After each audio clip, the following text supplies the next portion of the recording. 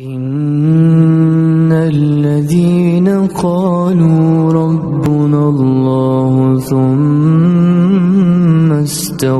استقاموا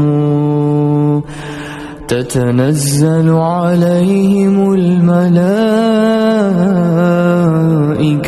ألا تخافوا ولا تحزنوا تتنزل عليهم الملائكة ألا تخافوا ولا تحزنوا وأبشروا بالجنة التي كنتم توعدون نحن أولياؤكم في الحياة الدنيا وفي الآخرة ولكم فيها ما تشتهي